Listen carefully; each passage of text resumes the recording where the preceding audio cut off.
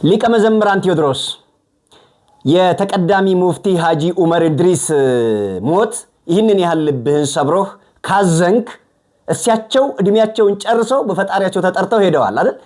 የእሳቸው ሞት ይህን ያህል ካሳዘነህ ገና እድሜያቸው 10 ዓመት ያልሞሉ ጨቅላ ህፃናት አንገታቸው እየተቀላ እግራቸው እየተቆረጠ ለሚገደሉ በአርሲና አካባቢ ላይ ያሉ ክርስቲያኖች ድምጽ መሆን ለምን አቃተ ታዲያ?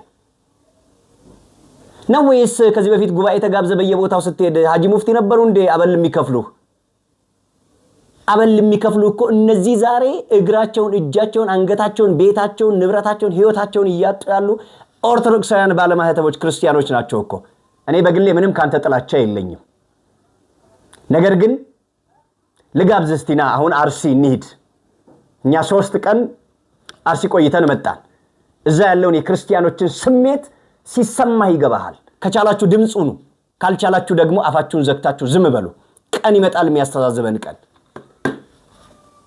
እዚህ ቲክታክ ፕላትፎርም ላይ የሚጮኸው ወጣት አባቶቹን ተሳድቦ አይደለም። ድምጽ ሁኑ፣ የቤተክርስቲያን ድምጽ ይሰማ፣ የክርስቲያኖች የምእመናን ሞት ይብቃ፣ ምህላ አውጁልን እያለ ነው ወጣቱ የሚጮኸው እንጂ አባቶቹን ለመሳደብ አይደለም። ያላግባብ አባቶችን የሚሳደብ ወጣት ካለ እኛ ክርስቲያኖችን ከሚጨፈጭፉ ጨፍጫፊዎች ለይተን አናየውም። አላግባብም ደግሞ ክርስቲያኖች ሲጨፈጨፉ እያየ እየሰማ ዝም የሚልም ደግሞ ከጨፍጫፊዎቹ አንዱ ተባባሪ ነው ብለን ነው የምናስበው። ጥይት በማይበሳው መኪና ስለሚሄዱ አባቶቻችን ይህንን ያህል ጥብቅና ከቆምክ በየዕለቱ በጥይት ተደብድበው ለሚሞቱ ኦርቶዶክሳውያን ክርስቲያኖች ባለማህተቦች መናገር ለምን አፈርክ? is it fair አለ ፈረንጅን ያልከው ፈረንጅ is it fair ይላል። ፌር ነው